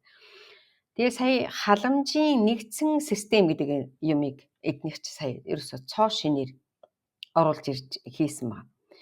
Тэр нь юу гэсэн үг вэ? Яг ингээд сая миний яриад байгаа хүмүүсийн тэд нар бүгдөө нэгдсэн системд ороод одоо яг л нэг л хүн бүхэл юунаас те нөгөө нэг халамжийг яг бодтойгоор хүртэх. Үнэхээр л тэр одоо хөгжлийн бэрхшээлтэй бол яг л тэр хүн нөгөө хоёрын хооронд ганц 1000 гэрийн үн биш те бүр 5000, 100000, 20000 гэрийн үн авахаар ингэж тооцоолж нэгдсэн системд орсон байна. Тэгээ энэ бас нэг шинжилэл. Миний хувьд бол энэ айгүй зөв гэж боддог. Яагаад гэвэл зөндөө тийм хөөрхий хүмүүс байдیں۔ Чернобылийн атомын станцын дэлбэрсний дараах хэлмэгцэн хүмүүс гэдэг. Эдгээр чинь бол ерөөсөө нэг тийм үр өдмөрчтэй хүн гэхэд ч одоо хайшиж юмдээ тий нэг бүх ямар ч гэсэн тэгээ нэг амьдал байгаад идэг. Тэгсэн мөртлөө нөгөө халамж нь амар бага. Тэд нар чинь тэр үеийн залуу хүмүүс чинь ингээд ажил хийж чадахгүй тий эргэтэн дутуу болцсон. Харахад бол гар хөл нь хураагүй мөртлөө ингээд тий өрөвдөлтөй болцсон. Тэгээ нөгөө халамж нь хаанач хөрдгөө. Тийм хүмүүс байдаг аахгүй юу? Тэгээ тэр халамжийн бүртгэлгээд одоо тэр бүртгэлийн системийг нэг рүү оруулчихтаа зэрэг чинь одоо яг хүрх ёстой хүндээ айгүй сайн хүрдэг. Хоёрын хооронд энэ тэндээс нэг жоохон юм биш. Тэгээ тийм систем рүү орж исэн. Тэр бол хуучин юунд Украинд байгаагүй. Тэгээд айгүй гоё систем да гэж бодчихсон. Нэрэл хүрх хүндээ хүрдэг. Тэгээ энэгээр арын хаалгаар наам цаанаас нь халамж авахгүй, заримд нь бага өгөө, заримд нь их өгөхгүй, зарим нь аваад зарим нь авч чадахгүй байхгүй тий нэг системд орж байгаа юм билэ. Тэр бол надад айгүй таалагдсан тийм бүртгэлийн цоо шин систем. Тэгээ би юу харж байгааг бол ерөөсөө энэ шинэ залуучууд одоо Украинд маш их юм нөлөөлж байна л да. Би сая далимдуулаад нэг хэлэхдээ сая тэр 47 дугаар бригадын гэсэн махаа нэг сая нөгөө шинэ корпусын бүр командир нь 26 настай залуу болж байна шүү дээ. Тэгээ тэр чинь нөгөө нэг одоо энэ нөгөө дайн чинь өөрөө технологийн дайн болчихж байгаа болохтой зэрэг тий нөгөө манайхаа чинь бол одоо туршлагатай тэгээ нөгөө насан юу гэл ингээл 50-та 60-та хүмүүс чинь одоо бригадын одоо командир ч юм уу корпусын командир болдог байсан бол одоо эднийх чинь 26-та 28-та 30-та гэл энэ залуучууд болж байна. Тэрний нэг жишээ нь манай энэ Украины дайныг сонирхдаг хүмүүс мэдэндээ нөгөө Леонардо да Винчи гээд 25-та залуу 2 жилийн өмнө амир үлдчихсэн. 25 настай. Тэгээд тэрийг бол ёстой нэр шүтдэг байсан шүү дээ. Тэр нөгөө бүр ингэ цоо шин аргаар ингээ шал өөр хувилбараар одоо байрлалуудыг хийдэг. Хизээч байгаагүйгээр шинээр хийдэг. Тэгээ сая тэр 26-та хүнийг одоо бүр корпусын командир гэж боддог. Тэгэхээр чинь бүр амар том алтан тушаанд очиж байгаа. За бидний хувьд ингээ бодоход чи юу 26 настай юу яасан тий туршлага бага гээд. Тэгэхээр чинь энэ нөгөө нэг 26-аас одоо тэр 30-та 22 25-аас дээшгээ насны энэ залуучууд чинь нөгөө шал өөр. За зарим нь бол компьютерийн тоглоом могломтой холбож л байлээ тий. Их өөрөөр сэтгэдэг хүний ерөөсөө бодож байгаагүйгээр одоо төлөвлөгөө гаргадаг. Тэгээ ингээд нэг ийм шинэ үе ороод ирчихэж байгаа гэж ойлгож болно. Тэгээд хүмүүс амжилт хүссэн л үлээ тий бага залуу. Тэгтээ нөгөө одоо эн чинь 3 жил гарan дайны туршлагатай бүрдий турандаа юм билээ. Тэгээд дайны туршлагатай болцсон ийм хүмүүс гарч байна. За энэ юуг энэ засгийн газрыг хараад байхад бас тэр айгуу залуу хүн байна. Тэгэхээр эдгээр чинь ингээд зарим юмыг хийхдээ их гоё. Одоо яг үнэхээр сэтгэл нь байгаад хий гэвэл зоригтой гаргаж хийд юм байна л дээ.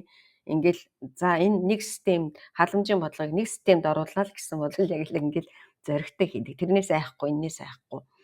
Тэгэхээр энэ бас ийм зөндөө олон ийм сонин шинэлэг юмнууд, шин залуучууд энэ төр төрж орж ирж байна. Тэгэхээр эдгээр хэдэн жилийн дараа Украин мэдээж 1 жилийн дараа биш, 2 жилийн дараа биш, 10 жилийн дараа ч юм уу те энэ залуучууд ч юм бол одоо жинхэнэ одоо энэ технологийн орчин үеийн энэ цоо шин дайны юунууд болно гэсэн үг шүү дээ. Тий одоо жинхэнэ одоо удирдагч нар болно гэсэн үг шүү дээ. Мэдээж Оросууд ч гэсэн яг адилхан энэ хоёр тал дээр. Тэгээд тэр Зеленскигийн хэлсэн үг байгаа шүү дээ. Дэлхийд дээр энэ орчин үеийн дайныг одоо хамгийн сайн мэдэж практик дээр хэрэгжүүлж байгаа хоёрхан орн л байна. Нэг нь Орос, нэг нь Украин гэж. Тэгэхээр залуучууд нь командирууд нь хүртэл удирдлагууд нь хүртэл одоо ингээд 25 6-тай хүмүүс гарч ирж байна. Тэгээд айгүй сонирхол юм бэ.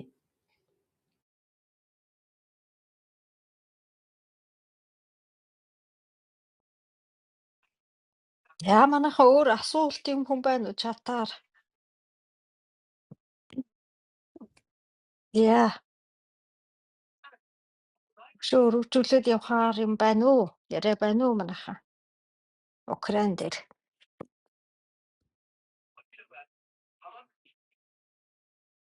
Зеленскигийн хэлсэн үг нь нөгөө юм дээр ганц нэг юмнуудыг би орчуулад хэлээд өгөх юм уу?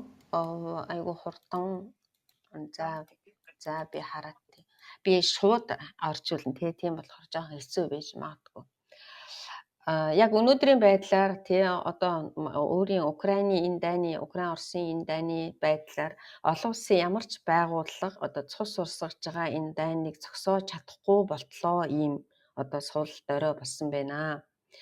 Нэгтгэн тий. Хоёрт нь болохтой зэрэг Оросууд одоо Запорожийн атомын станц, цахилгаан станцыг одоо эзлээд тий 3 жил гарan болцсон байхад нэг ч одоо олон улсын байгууллагууд тий энийг ингээд нөгөө одоо хамгаалтанд авч тий энэ атомын цахилгаан станц аюултай сая гэтэл эднийг чинь юу тэр нөгөө нэг Украины электрон цахилгаанаас нэг хэсэг салгасан шүү дээ. Айгу аюултай болсон. Тэгэхээр энийг одоо хамгаалах чадваргүй байна. Бас л нөгөө л олон улсын байгууллагууд тий. Тэгээд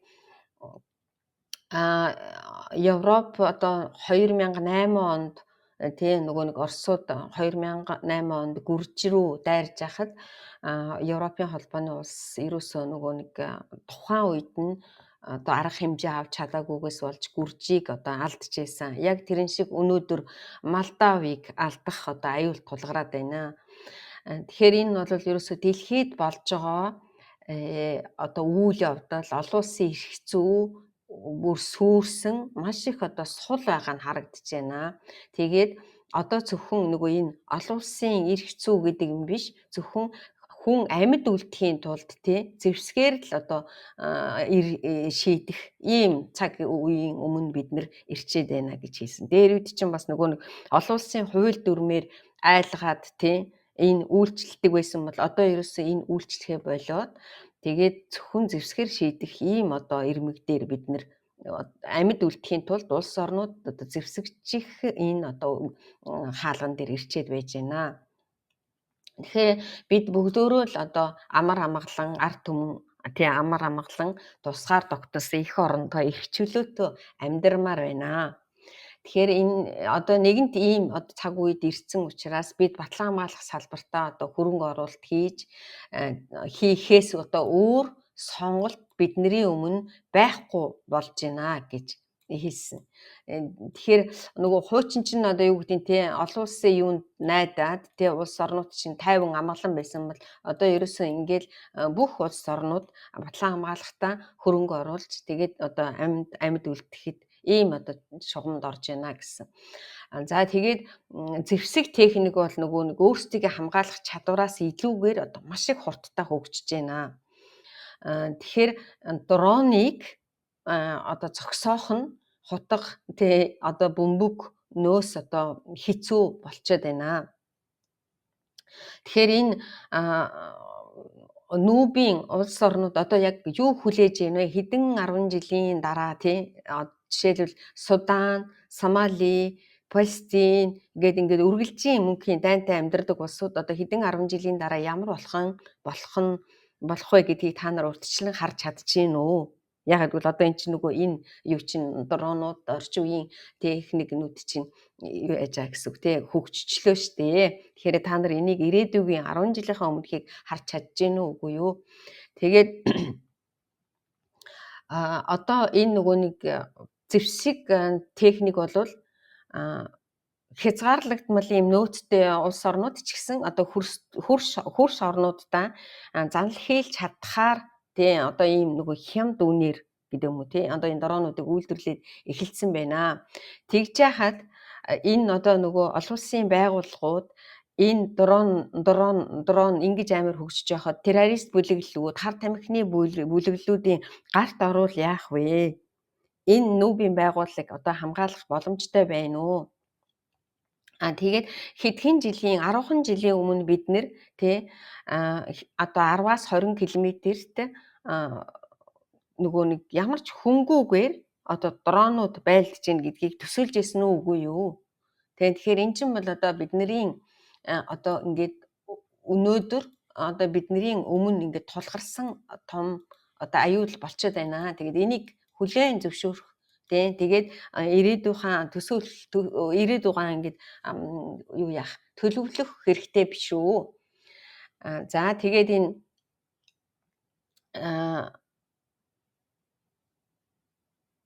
за ингэж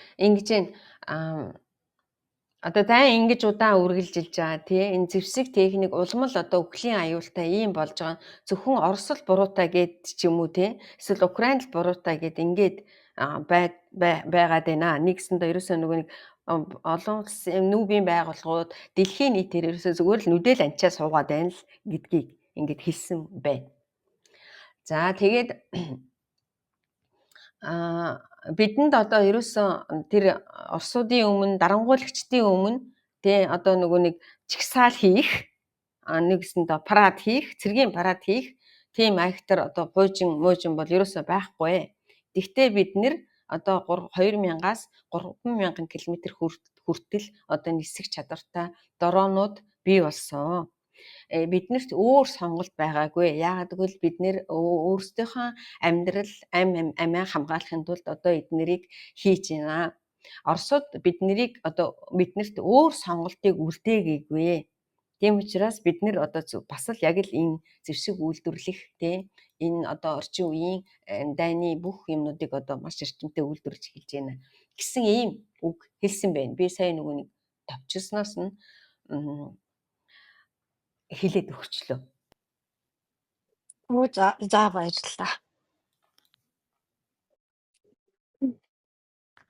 Гайхамшиг. Одоо энэ дроны хувьд ч бол одоо ястаа гайхалтай боллоо л та. Тэгээ ерөнхийдөө гол нь л ерөөсө бүх дэлхийн улс орнуудад бидний өмнө одоо ингээд ийм аимшигтай цаг үе ирсэн байна. Одоо тэгэхээр нэг олон улсынхаа энэ дүрм журм эрх зүй бүх юмнуудыг апдейт одоо бүр ингээд цоо шинээр шинжилэхгүй болохгүй болсон байна л гэсэн утгатай үг хэлсэн шүү дээ. Зөв. Тэгээ одоо яг наадах үгийг чинь бодоход би нөгөө Их Британд төрийн айлчлалаар Трампыг ирэхэд эсэргүүцсэн жагсаал болоход тэндхийн жагсаж байгаа хүмүүсийн интервьюг харахад энэ одоо дэлхийг эвдэж байгаа, дэлхийн хуулийг эвдэж байгаа, дэгийг эвдэж байгаа хүнийг ийм хэмжээд төрийн айлчлалаар хүлээж авч байгааг би эсэргүүцэж байна гэдэг. Тэгээ баг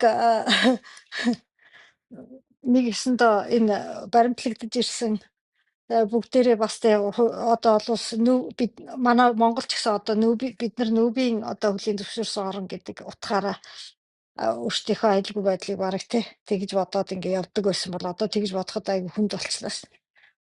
Тэгээ үнэхээр ч одоо энэ бараг идеологи нь өөрөө хаашаагаа явах гэдэг гэдгийг нь ойлгомжгүй болцсон болохоор одоо нэг хэсэг ингээд ийм хүнд байдалтай байх юм байлгүй дээ. Одоо ёстой бүгдээрээ 10 уруугаас харуулгачаад энийг ингэж шинжлээ, энийг тгийг их аргагүй. Одоо Трамп ч гэхэд сая нүүбийн тэр ассамблеч чи юу гэж хэлчихв? Энэ дэлхийн цаг агаарын дулаалал гэдэг юм чинь юу энэ бараг заллин та нарын заллин эднэр гэж хэлж штэ. Тэгэхээр ч одоо лавлын Японд одоо 100 дунджаар урд өмнөх 100-аас нэмэх 2 хэдэн градусаар халуун боллоо гэж яригдж байгаа шүү дээ. Тэгээ бодитоогоор энэ амьдрал дээр ийм юм болж хахад та нарын цаг агаарын дулаалал гэж хэлээд байгаа. Эн чин зайлшгүй шүү, эн чин та нарын бизнес хийх гэж байгаа арга шүү гэж яриад байгаа. Тэгээ ингээд ийм лидер хүмүүс өөрөө одоо хүмүүсийн оюун санаа бодлого тийм эсвэл шинжлэх ухааныг няцаасан үг хэллэг эднэр хэлээд байгаа. Эн чинь өөрөө эргээд баг нөгөө завхрал юг дагуулад байгаа шүү дээ. Тэгээ баг Трампд энийг хэлээсэй гэмээр санагдчих. Миний хувьд бод сая одоо Тэр тэр хэлсэн үгнүүд нь ч гэсэн тэгээ заримнууд нь яг нөгөө нэг хэлсэн юм аа юу гэдэг тий. Одоо жишээлбэл ингэж байгаа байхгүй юу? Европын холбооны улс руу нөгөө нэг дронууд нисэж орж ирэх юм бол юу яах вэ гэх тий. Устгах уу гэдэг. Тэгэхээр чин устгах гэснийхаа дараа нь нөхцөл байдлаас хамаарна гэж хэлчих. Тэгээд бас айгүй хэцүү юм бэл. харин тий энэ хүний чинь нөгөө элдв нийгмийн хуваагдал, үзэл бодлын хуваагдал энэ юмыг айгүй тэгж дулдуулж явуулчаа. Тэгээд тэднэрийнхаа тэр талд нь зөгцсөн үг хэллгүүдийг давхцаж хэлээд ингээд байдаг хүн юм байна гэсэн үг ярьжлах шиг байна. Хөрх юмнуудыг яриад тий аюу гэхлээр би бүх зүйл зөв байдаг. Би үйл явдлыг дандаа урьдчилан таамаглахтаа айгүй сайн. Надад Трамп бүх зүйл дээр зөв байсан гэсэн малгайч байх. Японд бол өглөө мэдээгээр наад хүний чи юу гэсэн гэхээр нүүбийг баахан давпаллаа. Лифт нэвдэрдэг манай тэргүүн хатагта эрүүл учраас баг унсангүй шахуу юм яриад. Тэгээд тэр энэ ихтгэл тавих юу промпт чинь эвдэрсэн байна. Гээл ингээл ерөөсөн. Тэгэл юу нүүбийг баахан доош нэгээд ихэнх цаг дээр нь өөрийгөө магтлаа гэж ярьж байгаа шүү дээ. Би инхийг тогтоогоод байна гэж байгаа. Хаана инх тогтчиход байгаа юм. Тийм юм ярьж байгаа шүү дээ. Айгу савлгаатай хэцүү хүн юм байна ч. Тэгээд би 7 дайныг зогсоосон гэлээ хөрхөр. тий. Тэ хүүхэд харагдах гэдэг хаашаа тийм. Юу одоо Нобелийн шагнал бий л авах хэрэгтэй гэдгийг чинь одоо үнэхээр бодтойгоор ярьдаг гэж байна. Бид нар бас тэгсэн штэ та нөгөө сэтгүүлчд яг гарах гэж яхад нь асуусан байхгүй. Хэрвээ ингэж асуусан эрхэм ерөнхийлөгчөө Зеленский таныг Нобелийн шагналд нэр дэвшүүлээсэй гэж хүсэж гэнэ үү гэсэн чи яагаад болохгүй гэж хоёр удаа хэлчихэл хаалбар болчихсон. Хэцүү. Тий. Тэгэхээр бид нар нөгөө энэ мэдээллийн тухай яагаад ингэ яриад байна гэхээр нөгөө энэ intelligence хүмүүс анализ юу гэж хийж байна. Тэгээд энэ ерөнхийчиг хандлага яаж өөрчлөгдөж байна гэдгийг л олон хэлнээс олон газраас хэвлээ хуваалцаж бас нэг зөв ойлголт гэх юм уу. Одоо энэ бид нар бас давхар анализ хийж авах жишээний тийм энэ хэмжээнд байх юмсан л гэж хүсэж байгаа юм л да. За өнөөдөр ингээд ерөнхийдөө их сайхан ярилцлаа. Зөндөө удаан суучлаа. Баярлалаа сонссон хүмүүст. Баярлалаа Шинсараа. Дайми энэ хүмүүст баярлалаа. Хамгийн их ажил хүмүүс хийсэн чи л байгаа штэ. Баярлалаа туулаа. За тэгээд дараа 7 хоногт ажил төрөл амжуул дахиад мэдээгээ үргэлжлүүлье. Тэгээд Трампын хэлсэн үгийг би бараг нөгөө ингээд юу гэдэг тэгээ шууд орчуулаад хэлсэн шүү. Тэрнээс биш яг нөгөө улс төрийн хүмүүс бол яг өөрийнхөө талд тайлбарлаж ч магадгүй те үг болгон мэдээж хэрэг англи хэл дээрх үгийг өөр ингээд нөгөө задлж хүмүүс орчуулд юм билээ шүү дээ. Англи хэлсэн үгийг ингээд өөр. Тэгэхээр миний хувьд бол би зүгээр ингээд шууд орчуулсан дээрээс нь хүмүүсийн ингээд яг Украины талд хүмүүсийн тайлбарлаж байгаагаар тий Украинад юу гэж үзэж гэнэ үү гэдэг талаас нь бас нэлээд тайлбарласан байна. Мэдээж хэрэг Оросын талын хүмүүс бол үг болгоны өөрийнхөө тал руу ингээд. Тэгэхээр би энд ингээд ярьж байгаа ингээд би зарим хүмүүсийг сонссон л да манайхан орчуулга хийгээд ярьдаг хүмүүс ч байд юм байна. Тэгэхээр нөгөө хүмүүсийн хэлсэн юмыг хайл талаас нь яаж тайлбарлах уу гэдэг чинь бас их учиртай шүү дээ. Яг ингээд мэрэгжлийн орчуулагч нар бол мэдээж хэрэг үгнийх нь сонголт нь өөр байж болох юм тий. Тийм би болохтон зэрэг яг Украинууд яг энэ Трампын хэлсэн өчигдрийн бичсэн постыг бол яг л нэг тийм одоо юу гэдэг эвтэйхэн одоо нэг тал нь Украины нэг талын шинжээчд бол Трамп ерөөсөө эвтэйхэн ингээл НАТО юунд тий Европод даатгачаал өөрөө зэвсгэн зараал тэгэл мөнгө аваад байж ах юм байна гэдэг талаас нь тайлбарлаж илээ. Нөгөө хүмүүс нь болохоор энэ бас ч гэж хөөх юм те Украиныг доош нь чихэл ерөнхийлөгчийн загнаад байсныг бодоход ямар ч байсан энэ хүний толгойд үнэн мэдээлэл бол ямар ч байсан очисон байна. Украин орн гэдэг чинь энэ төрөмгөлөгч улсаас болж одоо ингээд үйл тамаа үзэж байна гэдгийг ойлгосон байна гэж тайлбарлаж илээ. Нөгөө 3 дахь талч байлээ те Трампын дэд нөгөө тэргүүн хатагтай ч анх удаага Европын тэргүүн хатагтай уулзж байгаа байхгүй юу. Энэ хоёр чинь одоо бас яг тэр хулгайлагдсан хүүхдийн асуудлаар. Тэгэхээр бас энэ тэргүүн хатагтай ч гэсэн бас мэдээж хэрэг тэр чинь ямар хөвшин хүн биш дээ. Залуу юм чи зөв талаас нь ойлгож байгаа гэж болох л. Тий тэр юу Трампоос илүү тэргүүн хатагтай надад хулгайлагдсан хүүхдийн чинь асуудал дээр эмзэг гинлээ. Юу тий тэгэхээр чиг хоёрын ерөнхийдөө би манай Японд нэвтрүүлэгдсэн яригдж байгаа зүйлээр яхад ерөнхийдөө мөрөгчлээ. Гэхдээ Японд бол бүр улаан цагаан өөрийгөө их их цаг дээр нь өөрийгөө магтлаа гэж хэлсэн шүү. Тий ерөнхийдөө мөрөгж байна Трампын ярьсан асуудлаач. За тэгвэл баярлалаа. Бүгдээрээ баярлалаа. Бичлэг үлдэн хүмүүстэй сайхан хүргээрэй. Тэгээд